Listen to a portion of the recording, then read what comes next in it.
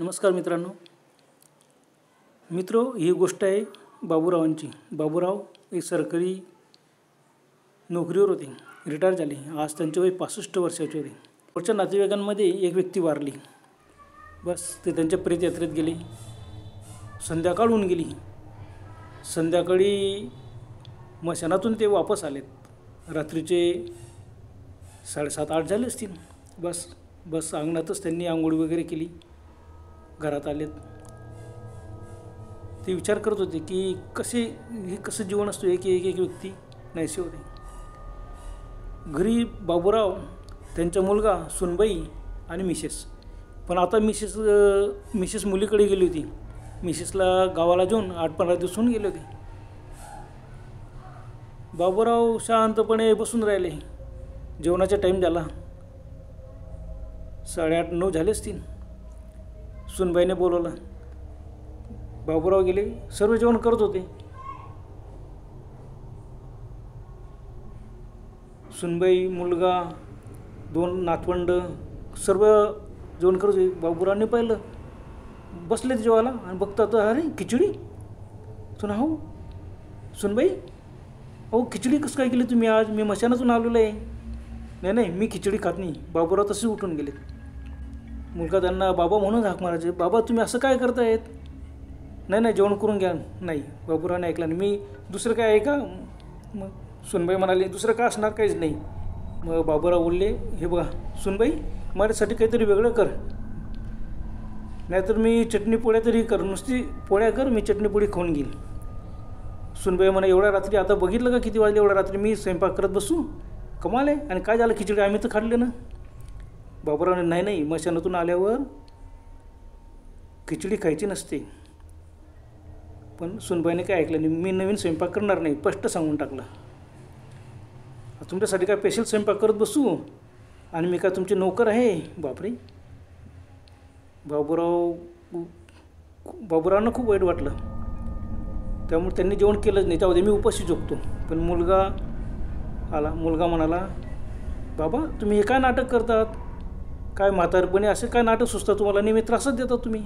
जे आयशीन ते खाऊन घातो. मी खाल्लीच ना.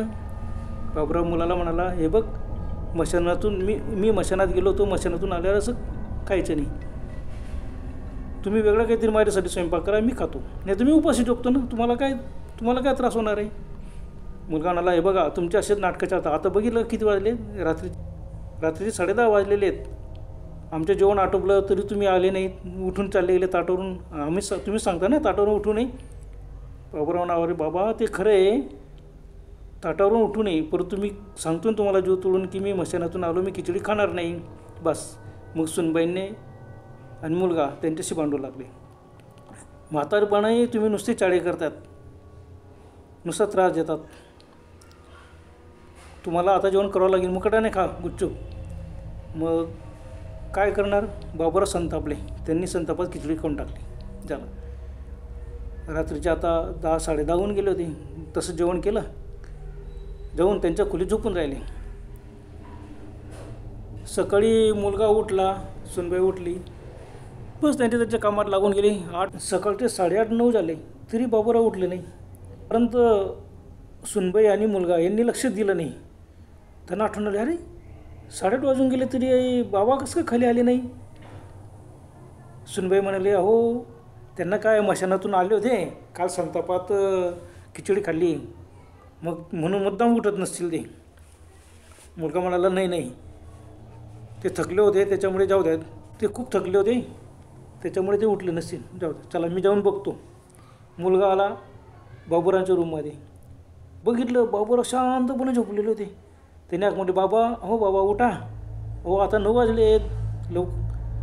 एवढं काय झोपतात? चला उठा. त्यांनी काहीच उत्तर दिलं नाही. मुलगा गेला. त्यांनी बाबूरावांचा हलवून उठण्याचा प्रयत्न केला. कशाला? त्यांनी हलवताच बाबूरावांची मान बाजूला पडली. अरे असं काय झालं? त्यांनी जोरजोरात त्यांना हलवलं. काही हललं नाही. लगेच त्यांनी चादर काढली. संपूर्ण अंग थंडगार. बापरे. मुलगा एकदम घाबरला. अगं बघ, बाबांचं अंग एकदम थंडगार आहे. मग मिसेसही घाबरली. डॉक्टरांना बोलावं लवकर. डॉक्टरांना फोन लावला. जेवढंच डॉक्टर राहत होते पटकन आलेत. त्यांनी तपासलं. त्यांनी सांगितलं, हे बघा त्यांना जेवण 3-4 तास होऊन गेलेले आहेत, काही इलाज नाही. अरे असं कसं झालं, अटॅक आलं का काय? डॉक्टर म्हणे काय समजत नाही, झोपेतच वारले. पण ते जाऊ द्या, डॉक्टर निघून गेले. मग काय रडारड झाली, मुलगा सून रडत बसले. मग मुलगा जरा घाबरला. तू म्हणाला, हे बघ तुझ्यामुळे झालं आहे. बाई म्हणाली, अहो माझ्यामुळे नाही, मग तुम्ही पण तर वडिलांना बळजबरीने खिचडी खायला सांगितली, माझंच का नाव घेतात? हे बघा, हे सर्व अंधश्रद्धा असतात. मशानातून आल्यावर खिचडी खाऊ नये, हे खाऊ नये, ते खाऊ नये, आणि यांच्या असे या वयामध्ये त्यांचे नखरे मी काय पुरवणार, मी नाही करणार, म्हणून मी त्यांना बोलले. तर आता विश्वास बसला नाही काहीतरी. खरंच तसं असतो का? सुनबाई म्हणाली, अहो तुम्ही की नाही काहीतरी विचार करतात, आणि हे म्हातारी माणसं आहेत ना, यांना अंधश्रद्धा फार असते, आणि त्या भीतीमुळेच ते गेले असतील. मुलाला वाटलं, खरंच मुलाला खूप वाईट वाटलं की खरंच आपणही त्यांना फोर्स करायला नको होतं. आपण त्यांना फोर्स केला म्हणून त्यांनी संतापात खाल्ली आणि न बोलताच गेले, झोपून राहिले. खरंच आपली चूक होती. त्याला खूप पश्चाताप व्हायला लागला. पण आता इलाज काय? बस रडारड झाली. सर्वांना फोन वगैरे केले, मुलीला फोन केला, आईला फोन केला. आई मुलीकडेच होती, लगेच धावत पडत आले. मग कोणीच काही बोललं नाही. कसं का वारले झाला. त्यांचे संपूर्ण विधी मार्ग आटोपला, सर्व आटोपला. सहज त्यांच्या आईने विचारलं, अरे रात्री काय जेवण केलं होतं त्यांनी? आता मुलाकडून राहवलं गेलं नाही, कारण त्याचा विश्वास बसला होता. त्यांनी सांगितलं, बघ आई असं असं झालं, आणि त्यांनी संतापात खिचडी खाऊन गेली. बापरे. मग काय सुनबाई आणि मुलगा यांना बापूरावच्या मिसेस खूप झापलं, तुम्हाला काही अक्कल पाहिजे काय बाई असं. तरीसुद्धा सुनबाई हेच म्हणत होती, नाही नाही, हे सर्व अंधश्रद्धा आहे ना, अंधश्रद्धे अशा तुम्ही अंधश्रद्धा मनात ठेवतात, म्हणून असे मनावर परिणाम होतो, आणि म्हणून तसं झालं. बापरे. ऐकायलाच तयार नाही. शेवटी बाबुरांच्या मिसेसने नाच सोडून दिला. जाऊ द्या, आता जे घटना घडून गेली, यांना दोष देऊन का उपयोग? त्यांना समजत होतं, मग त्यांनी बी खायला नको होतं. सुनबाईचं मत होतं, हो त्यांचे वय 65 वर्षाचे होते, ते म्हातारपणामुळे गेलेत, आणि म्हातारपणामुळेच ते गेले, हेच मात्र सत्य आहे. झालं. सर्व गप्प बसले. दुसऱ्या दिवशी उत्तर कार्य होतं. आदल्या रात्रीच्या वेळेला बुंदी वगैरे बुंदी शेव करून ठेवू म्हणून त्यांचा स्वयंपाक चालू होता. स्वयंपाकी होता, त्याचे 2 कारागीर आणि 7-8 लोक बसले होते. रात्रीचे 11:30-12 होऊन गेले बुंदी शेव करत. शेव आणि बुंदी पाळणं चालू होतं. रात्रीचा आता 1 वाजला. स्वयंपाकीने उशिरा आला. त्याने 11 वाजता स्वयंपाक सुरू केला. शेव आणि बुंदी पाळायचं काम सुरू केलं. आता 1 वाजला होता. अचानक बाहेर जो मंडप टाकला होता ना, बाजूला स्वयंपाक करत होता, त्याने मंडपामध्ये एक व्यक्ती बसला होता. यांनी दचकून बघितलं, अरे कोण हा? बघितला तो बाबूराव. हो बापरे. बाबूराव समोरच्या खुर्चीवर बसले होते. सर्व एकदम ओरडले आणि एकदम घाबरून पळाले. त्यांच्या ओरडण्याने घरात पाहुणे मंडळी सर्व झोपले होते. ते पण उठले. यांनी सांगितलं, हे बघा बाहेर की नाही बाबूराव बसले खुर्चीवर. सर्व बाहेर आले. खुर्चीवर कोणीच नव्हतं. अरे तुम्हाला भात झालं असेल. झाला. आता बरेच लोक 15-20 लोक समोर आले. त्याच्यामुळे त्यांना काही नाही, 7-8 लोकांवर कोण विश्वास ठेवणार? त्यानं नाही हो, तुम्ही रात्री खूप आता बघितलं का, आता 1 वाजतोय आणि रात्रीची वेळ असल्यामुळे तुम्हाला अचानक भात झाला तो. जाऊ द्या. मग स्वयंपाकीने एवढं बरं की शेव बुंदी सर्व काम आटोपलेलं होतं. मग त्यांनी फटाफट सर्व आवरावर केली. शेगडी वगैरे बंद केली. थोडीशी राहिली होती तेवढी शेव पूर्ण करून घेतली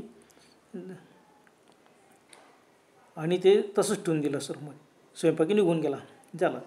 दुसऱ्या दिवशी उत्तर कार्य. त्या रात्री परत पूर्ण दिवस संपला. रात्रीचे 9-9:30 झाले असतील. कोणाला तरी दिसलं की बाबूराव म्हणे मागच्या खोलीत गेलं जाताना दिसलं. 2-3 लोक लगेच ओरडले. बघितलं, अरे अहो 9-9:30 झाली, या टायमाला कसं काय बाबूराव दिसतील? काही नाही, तुम्हाला भास होते. कालचं जी घटना घडली ते ऐकून सर्वांच्या डोक्यावर परिणाम झाला असं म्हणायला लागले. जाऊ द्या. झालं. सर्व पाहुणे वगैरे. रात्रीचे 11 वाजले होते. सुनबाई मागच्या दारी गेली आणि त्यांना पाठीमागे गार्डनमध्ये बाळाखाली बाबूराव उभे असताना सुनबाईंना दिसले. लाईटाची उजेडात स्पष्ट दिसले. ती एकदम ओरडली आणि तिथं बेशुद्ध पडली. तिच्या किंचाळ ऐकून पुन्हा पाहुणे मंडळी तिथं गेली. पाहतात तिला घरात आणलं, तोंडावर पाणी वगैरे मारून तिने सांगितलं, भाऊ माझे सासरे बाबूराव बाहेर उभी होती गार्डनमध्ये. बापरे.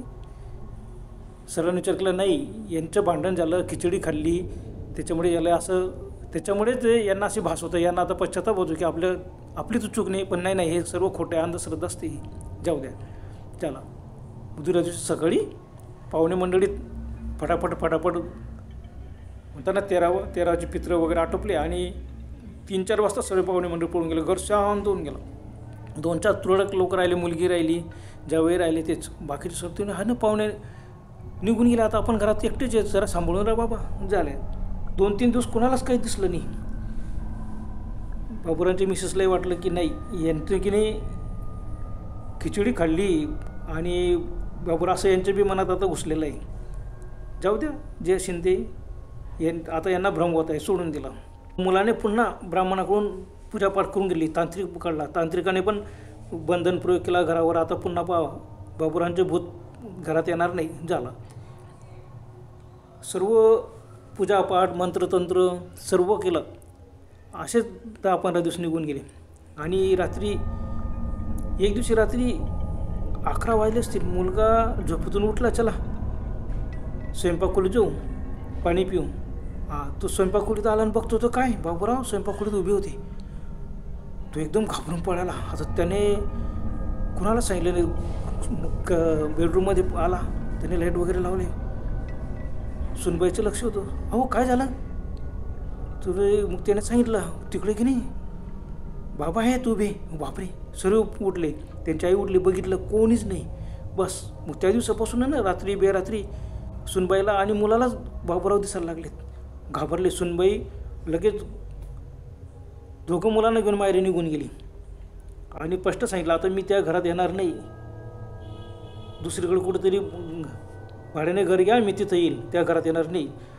माझे सासरेबा येतील, ते मी बळजबरीने खिचडी खाऊ घातली तर एखाद्या वेळा मलाच पकडतील. नाही मी येणार नाही. बस झाला. मुलानं खूप समजून घातली. बाबूरांची मिसेसही म्हणाली, हे तुमच्या डोक्यातून आता काढून टाका. तुम्हालाच भासवतं, मला कशी दिसत नाही, मी तर त्यांची पत्नी आहे ना, मला दिसायला पाहिजे. झालं. पण बाई गेली. परंतु मुलाला पुन्हा रात्री 1-2 वेळेस बाबूराव दिसले घरात फिरताना, बागेत. फक्त त्यांच्याकडे पाहायचे, अगदी नाराजीने. मुलगा खूप घाबरला. बापरे, आपल्यालाच कसे दिसत आहे का? आपल्या डोक्यावर परिणाम झाला? हे काय खिचडी वगैरे काय अंधश्रद्धा पसरली, त्याच्यामुळे बाबा पण गेले आणि आपणही घाबरलो. नाही, खरंच ही अंधश्रद्धा आहे, तसं काहीच नसतो. पण जाऊ द्या. एवढंच बाबूराव मुलाला दिसले. मग आता मुलाने पक्का निर्णय घेतला भाड्याचं घर घ्यायचं. बस त्याने गावातच खूप लांब अंतरावरती भाड्याचं घर घेतलं. त्याने भाड्याचं घर घेतलं आणि मग सुनबाई आल्या, मुलं आलेत, बस ते तिथं राहायला लागले. पर बाबूरांची मिसेस गेल्या नाहीत. त्यांचे वय 60 वर्षाचे होते. तेव्हा मला कधी दिसत नाही, यांनाच कसे दिसतात. बस मी माझ्या हातून स्वयंपाक होतो, मी सर्व काम करू शकते, मी येणार नाही. आमचं म्हणजे मी आणि माझ्या मिस्टरांनी मोठं कष्टाने घर बांधलेलं आहे. वडिलोपार्जित घर होतं, ते पाडून आम्ही नवीन केलं, सर्व व्यवस्थित केलेलं आहे. या घरात तुझ्या वडिलांचा फार जीव होता आणि माझा जीव आहे. मी एक घर सोडून जाणार नाही. आणि तुझे वडील जरी आले तर मला घेऊन जातील, नेऊ द्या, मी त्यांच्याबरोबर चालले जाईन. झालं. मग बाबूरावच्या मिसेस एकटं राहायच्यात. लोकांनासुद्धा रात्री बेरात्री बागेत इकडे तिकडे बाबूराव फिरताना दिसले. आता हे बाबूराव दिसायला लागले तर ते काशा बातम्या पसरल्यामुळे लोकांना बी भासवायला लागले, काही असो. पण बाबूरावच्या मिसेस त्यांना मात्र कधीही बाबूराव दिसले नाही. त्या तिथं अगदी आनंदात आणि मजेत राहत होत्या, काही असो. तेव्हा माझ्या घरावर प्रेम आहे, आमच्या दोघांच्या घरावर खूप प्रेम होतं. ते येतात, परंतु ते मला दिसत नाही की मला त्रास देत नाही. आणि दिसले आणि मला घेऊन गेले तरी चालेल, पण मी हे घर सोडून जाणार नाही. मुलगा सुनबाई तर त्या घरी, त्यानंतर सुनबाईने पायच ठेवला. पण मुलगा एकटा येतो, तो सुद्धा दिवसा सकाळी 9-10 वाजता आईला भेटतो, चाहतो. आईला सांगतो माझ्या घरीच्या आई जाते, 1-2 दिवस राहते, वापस घरी येते, एकटी राहते, परंतु ते घर सोडून जात नाही. मित्रो, अशी घटना बाबुरावांच्या बाबतीत घडली, हे खरं असतो का? खरंच मशानातून आल्यावर खिचडी खायची नसते, परंतु ज्यांच्या घरात ती व्यक्ती वारते त्या घरात तर मात्र उष्टान्न म्हणून आणतात ती खिचडीच असते. लोक म्हणतात नाही, उष्टान्न ज्यांच्या घरी मौत झालेली त्या लोकांनी खाल्लं तर चालतो, पण मौतीत आलेले ते घर सोडून दुसऱ्या लोकांनी घरी आल्यावर खिचडी खायची नाही. आता ही अंधश्रद्धा आहे का काय आहे का? अशा अंधश्रद्धा पसरल्यामुळे डोक्यावर परिणाम होतात आणि अशा घटना घडतात. अशा अंधश्रद्धा बाबुरावांच्या मनात होती म्हणून संतापात कसे त्यांनी खाल्ले, तर त्या भीतीमुळे तर ते वारले नसतील. काच माहीत खरं का असतो काहीच सांगता येत नाही. ते श्रद्धा की अंधश्रद्धा कसं विश्वास ठेवायचा? पण अशा घटना घडल्यानंतर काही लोक विश्वास ठेवतात, काही लोक विश्वास ठेवत नाही. असो मित्रांनो, अशा बऱ्याच काही रूढी परंपरा असतात, श्रद्धा अंधश्रद्धा असतात आणि हे खरं खोटं काही समजायला मार्गच नसतो, सिद्ध पण करता येत नाही. बरं तर मित्रांनो, आजपुरतं एवढंच. पुन्हा भेटूया लवकर. तोपर्यंत गुड बाय.